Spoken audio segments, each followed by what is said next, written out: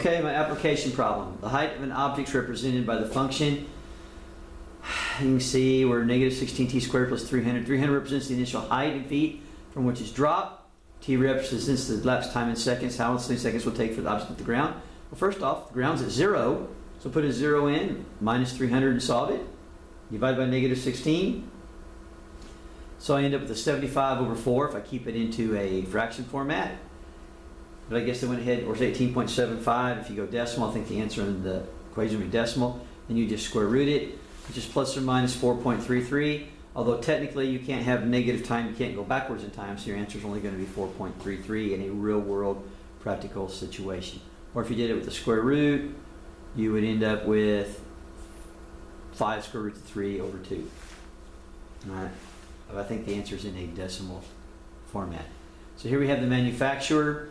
Company determines the number of drills it can give in by this formula right here. P is the price of the drills. At what price will the maximum dollars be made? So first off, what I'm probably going to do is the following. I'm going to go to my quadratic formula here, it looks like. Or I'm completing the square, it looks like. So here I'm going to go. I'm going to add that 213. Divide everything by negative 3, which makes negative 40. And half of negative 40 is negative 20. That's where that comes from. Which I square before 100, which I'm going to add there, which I'm going to multiply by negative 3. But, because remember it's negative 3 times is 400. So then we end up with 213 minus 1200. We have this right here. So I can tell you this here.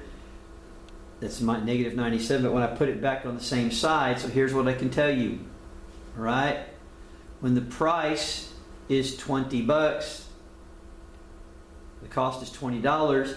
They'll make a maximum profit when they sell 987 of these. That's where they'll make the maximum profit. That's what that particular equation is telling you right there. Or if you want to work at the second method, which I kind of like the negative b over 2a thing.